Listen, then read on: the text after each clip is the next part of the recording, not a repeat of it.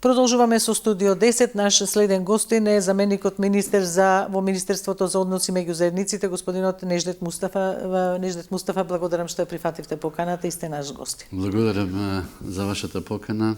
Како и секогаш сум отворен за вашиот позив во вашата емисија. Сте ни гостувале повеќе пати и фала сте не почестиле со тоа.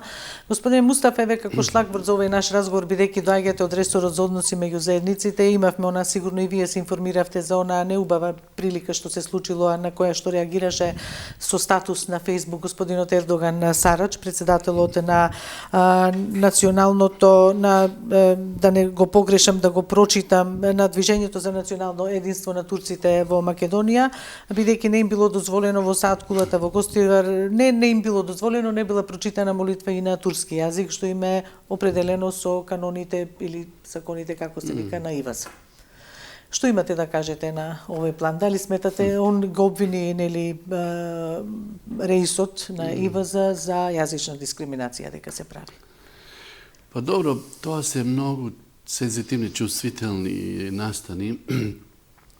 Сите во последно време сме сконцентрирани во однос на такви појави кои што задират во интересите на заедницата и интересот на настанот, така да ја сметам дека реакцијата на почитуваниот колега, пријател мој Ердоган Сарач, реакцијата негова ќе допре до раисот и дека ќе се направи една корекција на тој настан. Висок респект имам кон раисот, мојот почит кон него е висок и неговата поставеност и неговите погледи се многу широки, доаѓаат од силно претходно искуство и верувам дека ваквиот настан кој ќе се случи во иднина нема да се повтори. Така сите го посекуваме тоа како една немила епизода од нешто што се случило во минатото, нешто неубаво.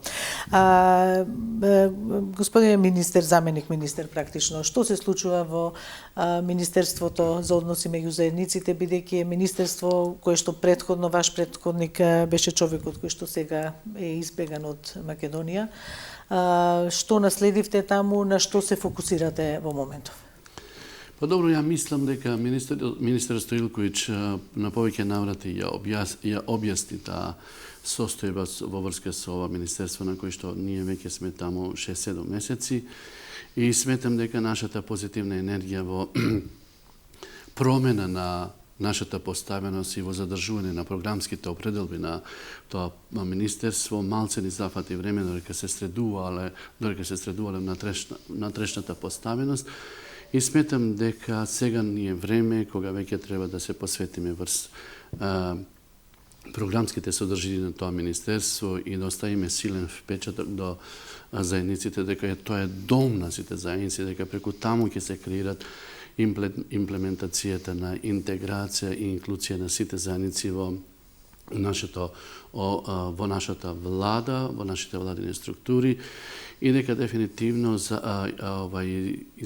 законите во однос на имплементација на рамковниот договор, законот за јазици и така натаму, тоа ќе биде пред се нашата посветеност во правична имплементација и во интерес на сите заедници за да може да се постигне таа една мултиетничка хармонија и мултиетничка стабилност. Сметате дека досега не била постигната таква хармонија, па ова министерство, представниците на останатите заедници, односно на сите етнички заедници во Македонија, да го доживуваат како свое? Ете, веќе со децени ние говориме за некои појави кои што во интерес на политичките коалиции, кога се прават, тогаш се случуваат некои отстапки од содржината на рамковниот договор и тоа веќе придонесува да бидат тие пропусти очигледни во неравноправната афирмација на другите заедници во однос на албанската заедница.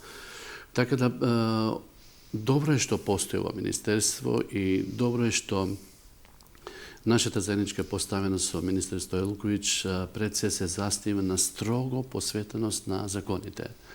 За нас законите се општи и нужни, што значи дека треба да се остваруваат сите закони без никаква толеранција, без никаква можност за отстапки и дека пополека заедниците ќе ја прифаќаат таа реалност и таа сигурност дека ова министерство е креаторот на иднината на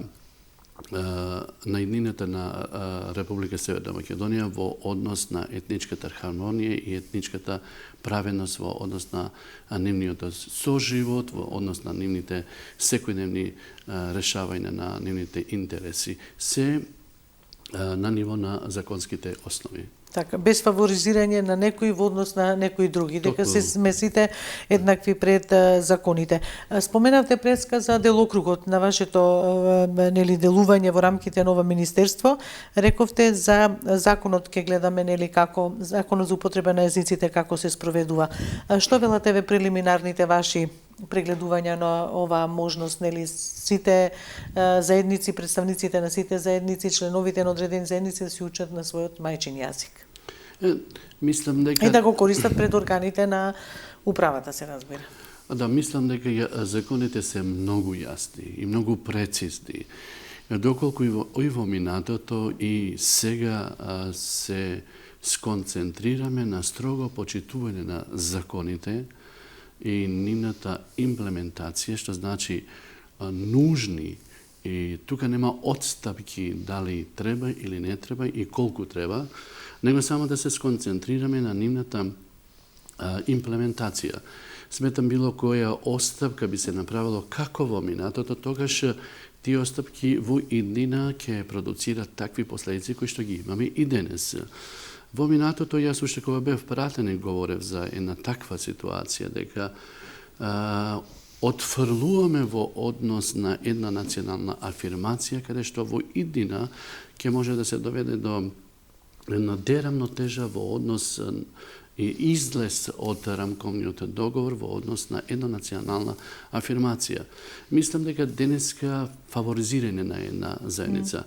Мислам дека денеска веќе гласно сите говориме околу таа ситуација и токму тоа произлегуваше од тие политички коалициони договори кои што денес веќе имаме силни последици во однос на таа дерамнотежа и амбициите веќе се сосема други во однос на тие политички договори и затоа ова влада строго се сконцентрира, значи политиките на премиерот Мицковски строго се сконцентрирани во однос на имплементација на законите и содржината на рамковниот договор. Сметам дека овој курс на креирање, на прифаќање на законите, тоа ќе продуцира и во иднина една стабилност во нашата држава и авторитет во меѓународната заедница. Оти гледате вие во континуитет од Европската комисија секоја година имаме некои препораки кои што треба да внимаваме во однос на рамнотежата на афирмација на другите заедници кои се реални, како да кажеме, ромската заедница во европските препораки постојано годишно ние добиваме препораки дека ромите како најранлива заедница треба да им се дават шанса за имплементација на поголем степен на имплементација на инклузија и интеграција на ромската заедница. Господин Мустафа, што утврдивте во овие 9 месеци, мислам дека има од конституирањето на новата влада, што утврдивте околу бројките за тоа ромската заедница колку е присутна во јавната администрација, бидејќи знаеме дека на почетокот имаше искричење околу повлекување на оној механизам, алатката за вработување што беше балансерот, делот сега опозицијската и тоа го сметаше дека е удар врз албанската заедница и тоа, па дојде законот на сцена за правична застапеност, мислам се нарекува, што ја има истата функција да гледа секој согласно, но на прво место треба да е мерит системот, така. Ако нема доволно кадри, да речеме, за одредено работно место, па сега таа заедница и нека се воздржи еден период додека не се образуваат кадри за да дојдат на одредена позиција во јавната администрација, каде што постојат строги правила, сега колку тие се почитувани не знаеме. Што велат вашите анализи? Мислам, дојдовте ли до некои конкретни бројки како се движеле тие и вработувања и тоа? Ние имаме прецизни бројки во однос на цела актуелна ситуација и самите вие знаете дека тие бројки веќе секојдневно се вртат околу медиумите. И се бројките веќе не се толку актуелни. Има ли големи отстапувања, сакам да кажам? Секако дека не да има големи, него драстични отстапувања. Кога во нашето министерство да вкупно некоја голема бројка имало само двајца роми, еден македонец, двајца од турската заедница, еден влав, мислам и така натаму. Таа дерамно тежа можеби во едно време покажува афинитети за едностранна политичка партија, но таа покасно придонесува рана во било кое општество. Тоа е само поради тоа што не внимаваме законите да ги имплементираме правично во однос на сите заедници. Секоја себичност во однос на тимот кој што доаѓа на власта во штета на другите заедници, тоа навистина носи едно нездраво мултиетничко општество. Ако ние сме се определиле како држава, како демократска држава, признаен рамковниот договор, признаен од меѓународната заедница, прифатен и од тогашните актуелни власти да го имплементираме, во тој случај не смеевме да дозволиме такви отстапки кои што такви отстапки денес се сретнуваме со квантитативни бројки. Значи, не се тоа квалитетни бројки на персонал кој што е актуелен, него квантитативни за да се исполни некоја бројка дури во однос на штета на другите заедници. И тоа е многу чувствителна тема. Така да било што да се говори на оваа тема, не треба другата страна да биде така чувствителна и дека вие сте против нивната силна вклученост во општеството. Јас, како Нежет Мустафа, со доволно политичко искуство и како го почитувам политичкиот колективен дух на било која заедница која има силни афинитети во исполнување на законските права во било која држава во Балканот или во Македонија. Такви се моите активности на меѓународно ниво и во Балканот, каде што често идам на такви конференции, говорам за правичната инклузија и интеграција на ромската заедница. Но во овој случај, како што е во нашава држава, сметам дека се направени огромни пропусти во однос на тој правец и сега ние сакаме да најдеме некој лек специјалист како да излечеме оваа ситуација, особено ова министерство кој носи одговорност, значи компетенција, носи одговорност во однос на правичната застапеност на сите заедници. Ово е трлив пат. Ние сме свесни со министерот Стоилковиќ дека ова е сериозен трлив пат, но со една добра кондиција, со една добра поставена, со едни добри препораки, издржливи препораки, сметам дека ако се издржи со мандатот од 4 години, сметам дека ќе имплементираме нашата замислена поставеност и во тој случај дури ќе биде задоволна и ќе бидат задоволни европските пораки во однос на нашиот колосек кој што го зафативме. Имаме силна одговорност према нас и према нашите заедници. Имаме одговорност што го водиме две личности кои што се од различни заедници, од српската и од ромската заедница. И токму од тие причини мораме да бидеме одговорни према самите себе, према другите етнички заедници и да исполниме нашата доверба од страна на составот на владата за која што ни е доверена. Така, рековте, ако го исполниме овој мандат од 4 години, постојат ли можности за предвремени парламентарни избори да сега на тоа алудирате или не? Не, нема никаква помисла.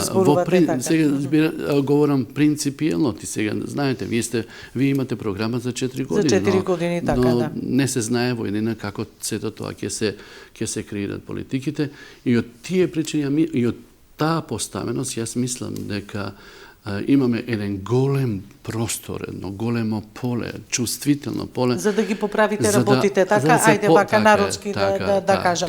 Бидејќи рековте дека драстични има отскокнувања овакво, каде на друго место, спомневте ресорното министерство, каде што се заменик министер, Министерството за односи меѓу заедниците, каде во кој друг владин ресор има поголеми отскокнувања? Мислам дека тоа е повторно велам, јавно ние говориме, јавно многу политичари и аналитичари говорат за таа дерамно тежа, дека тоа е присутно во секоја клетка во секоја клетка на нашето општество. И од тие причини сметам дека ако говориме и ако се сконцентрираме премногу во минатото, не ќе можеме да ја видиме и днината. Ние сега знаеме како е минатото и како тим влегуваме сега тоа да го промениме. Знам дека тоа ќе биде тешко, знам дека тоа ќе биде ќе остава кај одредени страни разочарувања, но едноставно времето кое што помина беше во штета на сите други заедници. И таа ситуација мора да ја промениме за да има една рамнотежа, за да има еден реципроцитет меѓу сите нас. И во однос на тој реципроцитет сметам дека и нашата држава ќе добие една силна рамнотежа и една силна сигурност во себе, во заедниците, во генерациите кои што доаѓаат како образовани кадри да останат во државата, а не да помислуваат јас сум Ром, јас сум Тучин, јас сум Лав, јас сум Србин, нема место тука за мојата едукација што ја така, луѓе довршив. често пати нели често се менува нели етничката ова заради да задоволат нели некаде ако има прием. Не треба да е нели мерит системот треба да е основа на се да те бива или не те бива, не е важно што си во моментот. Од тие причини ја мислам дека таа доверба кај етничките заедници треба да ја вратиме и дека неговата етничка припадност ќе се мери само со неговиот квалитет во однос на неговата професија која што треба да ја зафати. И тој курс не би било добро да према тој курс не би било добро да бидеме попусливи. Оти сепак видите, стручните кадри се израз на еден авторитет, на една институција, на една држава, како внатре, така и во надворешнава политика.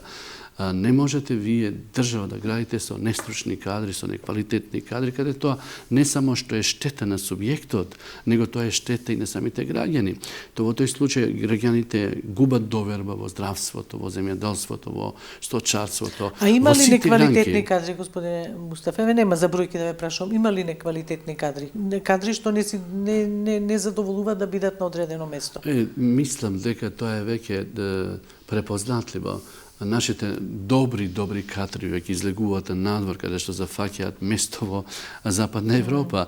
Ако веќе Западна Европа им ги отвора вратите, каде што се многу ценети работници апсолутно кога влегуваат во било поради знаењето и наобразбата така, и кога влегуваат во било која институција, кога ја гледат неговата едукативна поставеност, неговиот капацитет во било која област, тоа што он таму има широк простор на неговата награда, на неговото вработување и на неговата поставеност. Тоа е правило. Ако имате квалитетно образование, ако сте квалитетно поставени во својата професија, нема каде да не ви биде отворена вашата врата. Некако вашата работа е поврзана со Министерството, со ресорот за јавна администрација, нели? Што ако некаде ве се откријат несоодветни кадри или бројка што на една етничка заедница доминира над многу други, неосновано поголем број се дава на работни места или поголема присутност, како да кажам, што со тие вишок луѓе? Ќе бидат распределени низ системот или ќе се соочат со можеби откази, нешто што е непопуларна мерка, се разбира? Сметам дека таму треба да бидеме попустливи и да не се направат такви големи промени.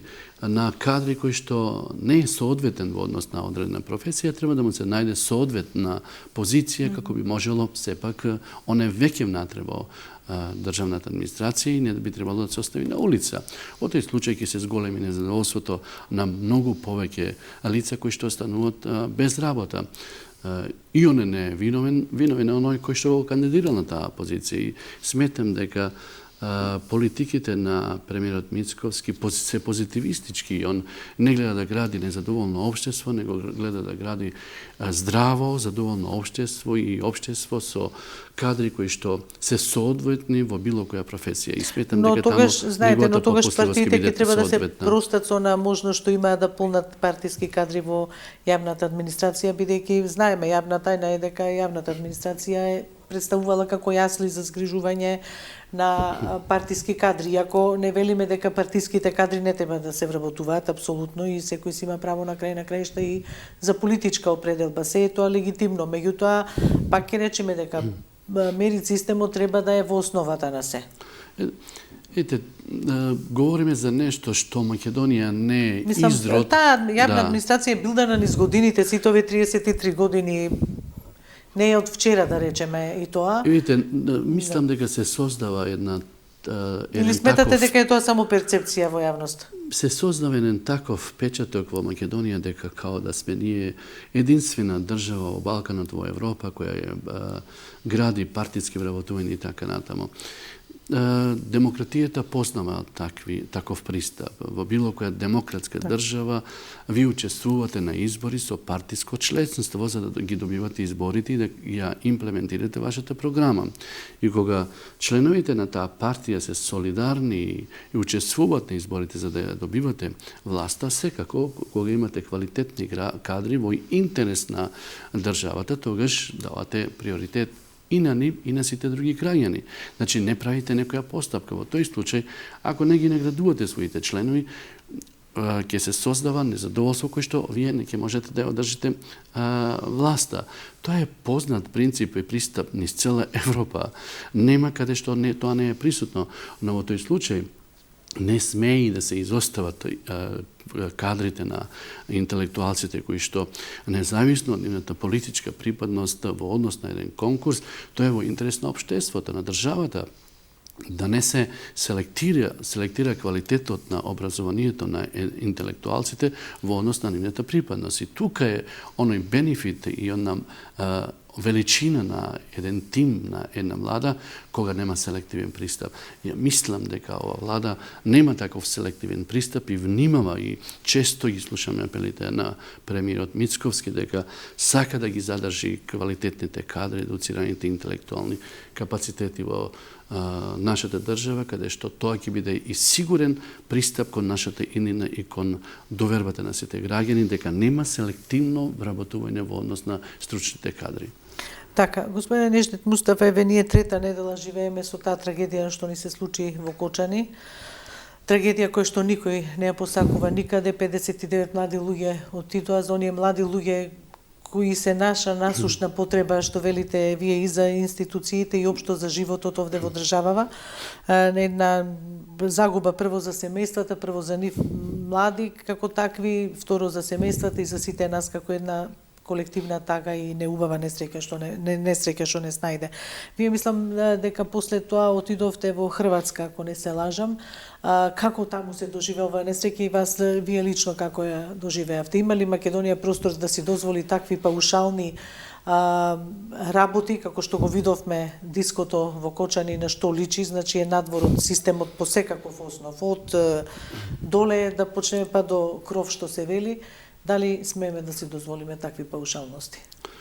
Први, навистина, сакам да ја користам оваа прилика дека тој катастрофален настан што се случи во Кочани е силна опомена на сегашната генерација, и на идната генерација, идните генерации, кои што ќе се зафатат да раководат со државата од локална до законодавна, извршна и судска власт, дека одговорноста према функцијата и према законите треба да бидат од највисокот степен. Дека законите служат за нивна имплементација. Ние сме контролори во имплементацијата на законите. Кога законите не се строго контролирани, се чувствува во една држава еден таков настан, еден хаос. Ако инспекторите, службите кои што се задолжени за било која област во континуитет не ја извршуваат својата задача, често можеме да се среќаваме со такви настани. Непочитувањето на законот, непочитувањето на законите и на должностите и одговорноста према својата функција е продукт на едно општество кој владе хаосот. Обично хаосот го поврзуваат со корупцијата и нешто и со криминалот. Значи, ние не смееме повеќе, значи не треба да дозволиме уште, Господа чува, уште еден таков настан, за да се освестиме дека ние водиме држава и дека никој не смее ниту да гради, ниту да ја користи земјата, ниту да ги користи здравствените установи, ниту во било која област каде што имаме одговорност према нашите граѓани, а да не се користат законските норми. Рушењето на законските норми носи во било која држава хаос. Навистина е погубно. Ние сите гледаме, меѓутоа и кога стручната фела, која што беше малку поприсутна на телевизиите, а треба да е секојаш поприсутна за да си го каже своето, значи кажуваат навистина вака девастирачки податоци, колку ништо не се работи според закон, според пропис, според закономерности и затоа ги имаме овие случувања што ни се случуваат, каде што ни одат во даден момент поголем број на жртви имаме, се случуваме со такво нешто. И видите сега една силна рефлексија на типот на оваа влада на Мицковски, како веќе овој сигнал се примам премногу сериозно во една мобилизирана состојба. Се става секој орган во готовс. И тука секој ќе мора да одговара према законите за неизвршување на своите законски обврски. Овој моментален хаос кој што се наоѓа со децени во нашата држава ги носи ваквите скандали кои што мислам, не смееме повеќе да помислиме да толерираме такви настани. И неговата решителноста на оваа влада да се иде до крај во промени и во почитување на законите да бидат општи и нужни, што значи важат за сите, без толеранција, без употреба на телефон. Ако јас тоа си го дозволувам, ако влегувам во кола и си го ставам веднаш раменот во кола, во тој случај нема кој друг граѓанин како пример да не го користи тоа. А некористењето на тоа носи последици во сообраќајот. Еден банален пример секам да употребам. И од тие причини сметам дека сите мораме да бидеме одговорни према нашите функции, од најмала па до најголема. Нема авантури и нема слобода во извршувањето на законите. Нема толеранција, нема можности, добро можеме да го толкуваме и вака. Не, мора законите да се толкуваат и да се извршуваат. Но нашите закони се да можат и вака и така да се толкуваат. Нели што често велиме, господинот Прибе, јас повеќе пати ова го имам кажувано, самиот не рече, ваш системот ви генерира корупција, затоа што тоа го имате во законите, недоречено, магла, нели, колку помагла, толку помагливо, толку податно за криминал и корупција. Кратко ни е времето, господине Мустафа, имаме уште некоја минута, бевте во Хрватска, што се случуваше таму? Знам дека се собравте како на некоја меѓународна конференција со представници роми, што се кажа? Сигурно дека Македонија и натаму е единствена држава со општина за ромската заедница, мислам дека. Јас навистина ги користам сите мои искуства и знаења и за можноста на Република Северна Македонија, која дава силна институционална можност ромите да чекорат во процесите на интеграција и инклузија на своите кадри и за нивната стабилна поставеност и решавање на секојдневните проблеми.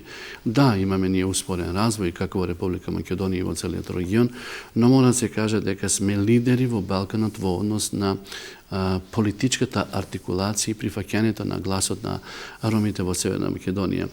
Ја користев таа можност пред еден силен државен врв во Хрватска, во главниот град во Загреб, на една тема која што беше инициирана од актуелниот пратеник Велико Кајтази во однос на една резолуција за традиционалното право на ромите. Тоа е импресивно во однос на таа идеја за традиционалното право на ромите и мислам дека тоа ќе остави исто како еден трак, како и неговата резолуција која што е прифатена и од Обединетите нации во однос на празникот за ромскиот јазик. И тоа сега влегува и во оние историски одлуки од 1971 година, кога големите врвни ромски умови во Лондон се собраја и ги донесеа темелните вредности за идентитетот на ромската заедница со химната, знамето, јазикот на ромите, да се признава и идентитетот на ромската заедница да биде официјален назив на оваа заедница како роми. И овој настан во Загреб носи такви историски вредности и се радувам таму што академскиот слух и академските говори беа на високо ниво, давајќи им силна можност дека ромите во Балканот се навистина најсиромашна и најранлива заедница, дека сите треба да помогнеме во нивното правично престројство во било која држава. Така, да се помогне и без таа декада на ромите да биде прогласена, бидејќи тогаш малку по-зачестени се сите тие активности, меѓутоа декада на ромите треба секогаш да постои апсолутно. Па добро, декадата на ромите да, но и силен апел од тој академски повик, од тој академски глас беше дека пресудно е за стабилна ромска и нивната консолидација. Ние мораме тој слух и тој сигнал да го прифаќаме, мислам дека било кај се наоѓаме, макар и со различни политички идеи, но мораме да имаме можност да седеме меѓу нас, да се консолидираме, да ги консолидираме нашите етнички интереси, да се соединат и да бидеме многу поуспешни во времето на кој што имаме можност да издействуваме институционално. Главна битка беше дека ромската заедница не сме да остане проектна заедница, него институционална заедница, користејќи ги буџетските средства и користејќи ги институциите за елиминирање на неправичниот статус на ромската заедница. Так. Господин Мустафа, пред нас се локални избори. Кој е вашиот афинитет? Останувате во централната власт или може би размислувате и за локална власт? Се разбира како кандидат за градоначалник на Шуто Оризари. Мислам дека нашата партија, како што знае јавноста, дека ние сме секој ден присутни на терен, како во нашава држава, така и надвор државата. Силно работиме со граѓаните, потикнувајќи ги дека немаме друго време, освен ова златно време кое ние пред нас, да бидеме квалитетни кадри и да направиме квалитетна иднина и авторитет на ромската заедница како инспиратор во целиот Балкан, во другите држави на ромската заедница и во Европа. Се уште навистина нашата партија пред се сака да ја добие поддршката од ромите во цела Македонија. Со нашиот коалиционен партнер исто така ќе имаме простор да разговараме за локалните избори, но во секој случај како структура која со повеќе децении постоиме во државата, сметам дека нашата партија има стабилни кадри и можеме да нудиме доверителни личности како во Советот, така и како градоначалник, да промениме ова настаната ситуација која што е во Шуто Оризари. Дали постои желба да се вратите на градоначалничката позиција, бидејќи еднаш веќе бевте? Да, бев и тоа на 2 мандата. Сметам дека треба да остане ова позиција на помладите генерации. Јас сум тука да помогнам и да им го пренесам сето моје искуство, за да може локалната самоуправа Шуто Оризари, како единствена локална самоуправа во светот, да го задржи тој статус и демографската позиција на Шуто Оризари, да направиме се, да ја задржиме и да оставиме силни трагови во стабилноста и сигурноста на сите граѓани во општина Шуто Оризари. Неждет Мустафа, заменик министер за односи меѓу заедниците, благодарам што бевте дел од Студио 10. Благодарам и на вашите добри прашања. Така. Благодарам, почитувани, тука заврши денешното издание на Студио 10. Останете на оваа фреквенција и информирајте се преку нашите информативни програми. Довидување.